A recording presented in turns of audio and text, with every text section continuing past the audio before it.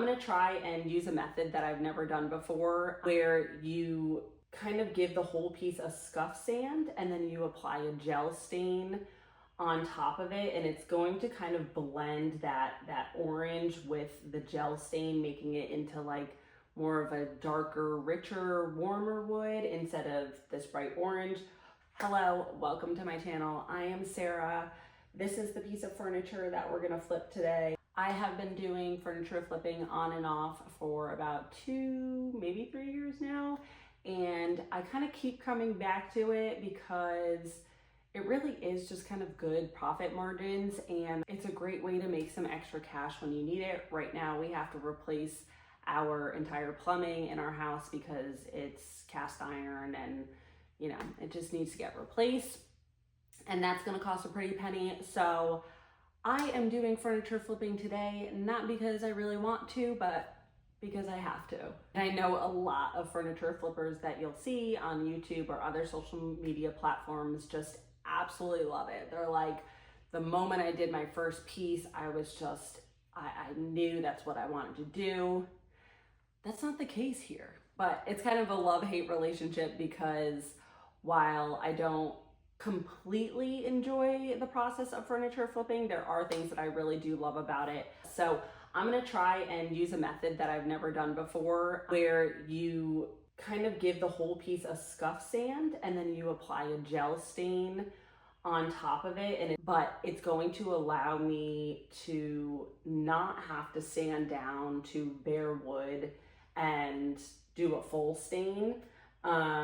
So we're gonna try that out. I've seen other people do it, so I thought this is your classic orange wood stain that so many people have. So this is kind of a little bit of an easier route to do it, and I don't know, I've seen some really beautiful pieces, so we're gonna see if we can make this into something new and nicer and sell it for a little bit higher. All right, so I've got my table out here, got a few supplies. So I also think this is kind of a really good project if you are just trying to get your feet wet with either furniture flipping or just you have a piece of furniture of your own that you want to spruce up. So I hope this goes really well, because I've never done this before and I want to post this video. So no, I'll post it even if it doesn't work out well. But okay, let's get started. Okay, so first things first, you're gonna need a sander of sorts. I have my little detail sander, but if you have an orbital sander, honestly, a piece like this, and because we're not sanding it down to real wood, you could hand sand this. I've done many pieces hand sanded many times, but now I've got the tools, so obviously I'm going to use them, but you truly could hand sand it. And when you get into sanding and stuff, there's so many different numbered grits. Just know for reference, the lower number is the coarser the grit. So it means like it's going to dig into your piece, and it's a rougher sandpaper the lower you go. So like 60s, 80s. And then as you get up higher, it's going to be finer grit. So that's for more like when you just want to really smooth something out, but you're not trying to like rip up the stain or rip up the top coat, things like that. We're going middle ground today. This is a 120 grit, which I don't know, might be even actually a little too rough. But I don't have any more pieces that fit this right now. I'm running low, so we're going to use 120 grit. 120 grit.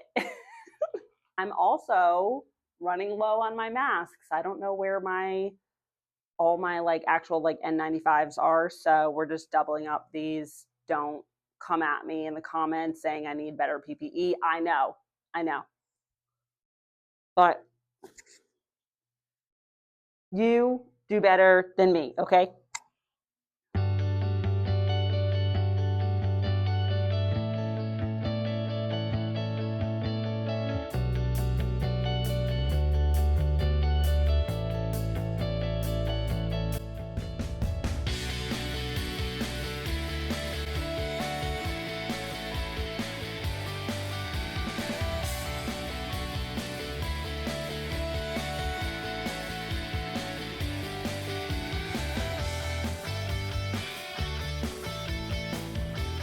this is what is called a scuff sand.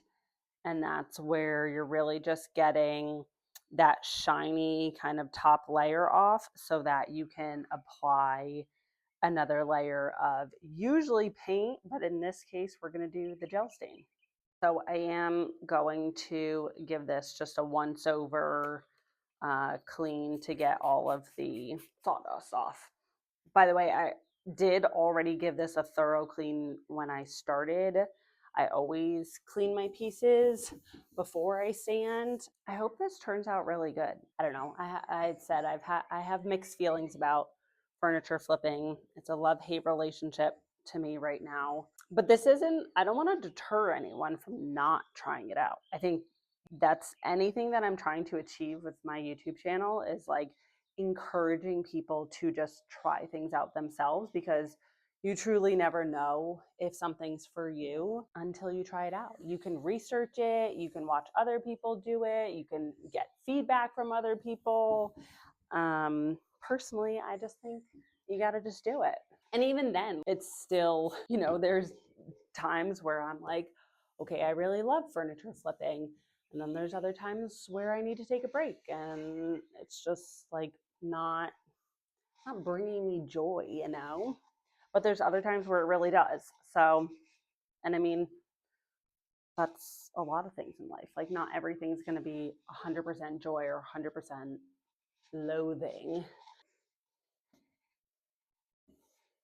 I think the things that I really do love about furniture flipping are that you can be really creative, which I don't know, in sports or like in high school I did sports and was a pretty good student, but I wasn't really creative per se, aka good in art class.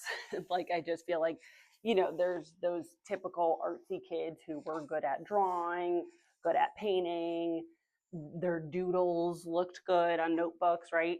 And I just wasn't that kid. So I was just like, oh, I'm not artsy, I'm not creative. You kind of just like block out that entire part of you. And now as an adult, I'm learning there's just so many ways to be creative. It doesn't have to be in your typical like artsy settings. Like, even with the pieces that I do flip, it's not like I'm doing like crazy designs and over the top or whatever. Like, no, I'm just, I don't know, I do pretty much like status quo flips. But it's just that process of taking something maybe that's really beat up or just needs some love and has been neglected, and just giving it new life, like that transformation, the before and after. I think that's really where I thrive as a creative, and just seeing like potential in things. Yeah, there's just so many different avenues of creativity, and to think that human beings are like innately not creative is just not true. Okay, we are looking good here.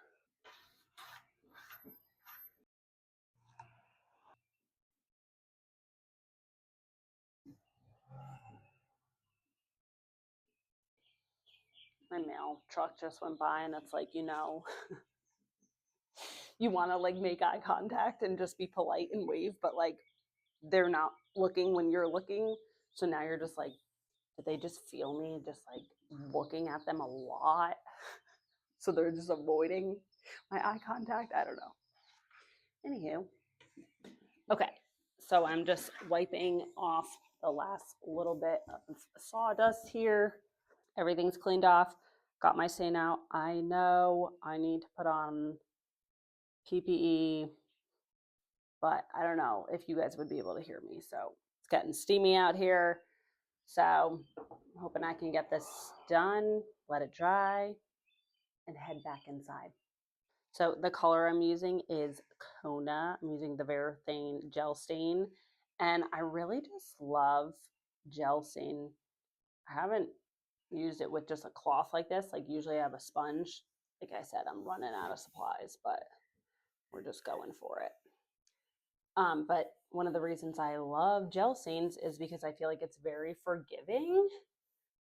So it's really easy to work with as a newbie, because like when you apply it, if you apply too much, you can really wipe it away. I mean, obviously there's going to be a point where if you leave it on too long, you can't wipe it away, but it gives you time to work with it. So I like that. And I'm kind of just applying with the grain. I do have some changing grain directions here. So, okay, so what was I talking about? Oh, the reasons I do love furniture flipping or like love hate is, I mean, it does like teach you some skills. It's taught me how to work with certain tools and products. So that's really nice because, yeah, it teaches you a lot of like useful handyman skills. If you're wondering why I'm doing the inside here, it's because this is going to be a glass top, so you will see this. Okay, before I get carried away, just yapping. You'll start to feel it get like tacky, and that's when you're starting to reach a point of no return. Because once it gets like a little tacky, you start pulling at it, it's not going to pull away anymore. It's just going to be there. Now what you do with gel stain, and I did like a really thin coat. I used to glob it on in the beginning, and then you'd have to just take away so much, and it's like there's no need for that. Just apply pretty thin. Okay, I'm not liking it in one area because the sander left some marks, and I should have been more aware of that, but I just wasn't thinking about it. All right, I think this is going to have to be a touch and go project. We're just going to have to experiment. And isn't that everything that I do? So yeah, this leads me into my next point of this is why I have a love-hate relationship with furniture flipping. One of the reasons I don't really love furniture flipping is because I do get a bit overwhelmed when things don't work out as planned, which they pretty much never do. Like literally ever. Even seasoned, I don't know, I feel like I've been doing this enough where like right now I'm looking at this and I didn't really expect that, but at least now I know I'm like I'll be able to figure it out. I don't know what I'm going to do, but I will be able to figure it out. Whereas like if this was one of my first projects, I would have been like just so overwhelmed, not knowing, just thinking I ruined it. Always thinking I ruined a piece beyond repair. I'll let you in on a little secret. There's pretty much no piece of furniture that you can ever really ruin beyond repair. I mean, unless you like light it on fire and it shrivels into flames. But like you can always come back and fix a piece. It's going to take a lot longer. It's going to take more research to figure out what you need to do, but more money because, you know, product and stuff, but you can figure it out. And it's not going to look like the piece that you thought you were going to have in your head, but that's kind of where the creativity ties in though. And once you start to loosen, soften that side of your expectations, then you can start to deal with that better. Okay. I am really liking the top of it though, right? Like, I don't know, it doesn't look that great on camera, but I feel, no, it does not look great on camera. Okay, so let me show you my squigglies. So you see right there. Oh my God, that is awful, Sarah. So I did bad job there. That was just careless because I was just thinking like, method, you don't really need to be super meticulous, but joke's on me. I'm gonna apply another layer after this one dries, but first I'm gonna finish the rest. So another, I don't know, it's kind of like a pro and a con at the same time of why I don't like furniture flipping is the money aspect. Got into furniture flipping because I felt like it was, yeah, like a cool creative outlet. It would teach me a lot of skills, which it has, and also it's gonna make me bank. And yes and no. So I feel like a lot of furniture flippers out there that you see on social media rightfully so, are very successful. So they're sharing their, stories with you. But I just think the ones that are super successful are, one, they really, really love it. And like you can tell, and good for them, as they should. But they also, I think, live like, I know I follow a few, and they're definitely outside of bigger cities, and big cities come big money. So they have clients who are willing to pay $900 for a dresser. A piece like this, even, I feel like they could sell for like $450. Whereas me, I'm gonna try and list it probably for like $150 and hope for the best. It was encouraging and discouraging at the same time, if that makes sense. I will say I have made really great sales. Like, I have sold some pieces for $450, $500. I think $525 was my biggest. Every single one of those pieces that were really like on the higher end, someone from a bigger city was coming to pick it up. I live between two like pretty big cities that are about an hour away, and every time someone is coming from there. Not to say there's not people in my area, there's less people willing to pay, a top tier price in my area versus if I were in a bigger city. And definitely even less people who are willing to make an hour drive, pick up a piece of furniture on Facebook Marketplace from a stranger, So just a lot of things that I was just like faced with a reality check when I first started. You really don't know what your individual area is going to be like until you try it out. And also, I'm not committed to really sticking it out and making it work. And if I was, I would build up a client base over time, maybe even go to like farmers markets or vendor sales where I can market myself and put my business card out there and my product. And, so there's definitely ways to do it. Personally, I just like wasn't willing to do all that because I'm not so in love with it. But I will say, if we need, some extra cash flow, here I am. I am doing this. I mean, I actually have my nursing degree and I am not using it right now. For me to go back to nursing, personally, it is just way too stressful. Anywho, so yes, could I pick up shifts as a nurse? Of course. But there's just certain things that each person is, willing to do, and how bad do you need it, and all those factors at play. But again, nothing wrong with nursing. For me, yeah, there were many things wrong, but for the people who do it and love it, thank God, because we freaking need them. I'm so thankful that people do love nursing. Because what in the heck would the rest of us do? I'm loving the way this looks, though. You know what? And I think I gotta see, the creative ideas are flowing now. I think I need to just do a little bit more of a rustic look, not as polished, and then that will kind of go with the vibe. Yes, it's working. It is working, baby. It's coming together. I'm excited. You see how dark that is? So then what I'll do is just take a cloth and you literally just wipe away the product, and then it starts to reveal. You starting to see it? I don't know if you can.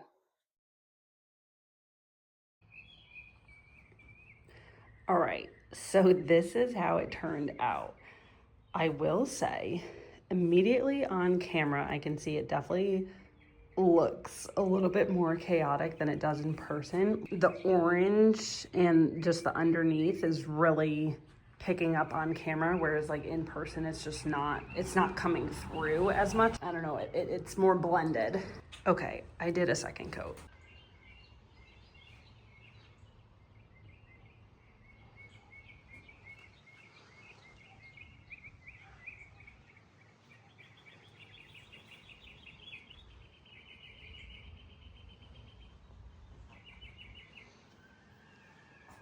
I'm not really sure where I left off talking about the pros and cons of furniture flipping. I feel like I started talking about it when I was doing the piece, and then um, really just needed to concentrate on getting that gel stain on. So let me know if you want more information about that, things about like how much I actually make, what it's like selling in my area, starting from scratch and building up like products. Let me know what you want to know about the most when it comes to furniture flipping. I'm sure costs and profits are probably high up on the list, but yeah, other things just like, what products I use or how much time it actually takes, what it's like selling on Facebook Marketplace, things like that. I don't know. You let me know. Okay, so now we'll talk about the finished product. Okay, so this is the final product now. So it's just sitting in my house right now. I staged it a little bit for some Facebook Marketplace photos and a little video. And yeah, I love the way it came out. I was really uncertain about it with the first coat, but honestly, the first coat, I think there's definitely a buyer for that. It kind of like distressed look. So I did end up doing a second coat. And I know right now it looks like pretty dark, but now, yeah, you see like all the warm tones come through. It definitely still has like a few old like watermarks. There's a little mark there. So, if you're just scuff sanding, you're not kind of like getting rid of all that, but it kind of fits in with like the little bit of rustic, distressed look. So I was okay with that. Here's actually, let me show you the middle because I know that looked crazy with the first coat. So that's what the middle looks like now, much better. If you could call something a polished, rustic look, I guess this is it. And I don't know if I did mention, but I did put a wipe-on polyurethane coat, couple coats on, so that way it does protect against like any scuffing or scratching in the future. So I did a couple coats of that, and yeah, I really love it. Like, I love how it turned out. I will say that first coat, I wasn't really sure. I mean, in person, it really did look, I thought it looked great. It was very like rustic, and I definitely think there are buyers out there that are looking for things like that. But I will say it just like didn't look great on camera, or it didn't photograph well. And I sell most of my pieces, if not all of them, on Facebook Marketplace. So photos and videos are kind of everything. They're what the client sees first and only until they come in person. That was kind of really why I just went ahead and did the second coat, but I'm so happy I did, because now, yeah, I just feel like it looks refinished now, whereas before it was kind of like, is this just a DIY project, or I don't know. I will definitely do this again if I have other pieces. I just think the orange with the dark stain, it feels so like warm and cozy. I love it. The one thing I will say though is I went in with a 120 grit sandpaper because that's all I had at the moment. I was using people call it a detail sander or the mouse sander, furniture sander, whatever you want to call it. It's like that, looks like a little iron. So I was using that, and I haven't used that in a long time. Normally I just use my orbital sander, and I just feel like the orbital sander just sands more like evenly, I want to say. And then on top of it, I was just thinking, oh, I'm just scuff sanding this, which just means like just giving it a little sand, not going down to the bare wood. So I was kind of a little lackadaisical with that too. So I was just kind of like, blah, blah, blah, just sanding it. But what happened is, like, in two parts, I think the detail sander kind of adds to this. And also I was using 120 grit, which is kind of your middle of the road, but it's decently coarse. So it was digging grooves into the piece, and I didn't think that would really like show up, but it did. So next time, or if you go to do this, I would definitely use a 220 sand grit, or 220 sandpaper grit. Would have worked a lot better because it just kind of left these like trails of where the sandpaper was digging in, but because I didn't go down to bare wood and it wasn't really like an even sanding, again, I was kind of just like boop, boop, boop. Those scratches did kind of show up. And like right now, you'll never see them. I think in most lighting you won't, but in direct sunlight, they are there. Also, because this was like a distressed kind of rustic look, it's okay. Like there's still like a few like watermarks that kind of appear here and there, and then you know some of the scratches that came from the sander. So it works. Anyways, I think that's kind of all I have to say about that. Thanks for watching. If you have any comments or questions, leave them in the comments. And yeah, I hope you enjoyed. All right, thanks.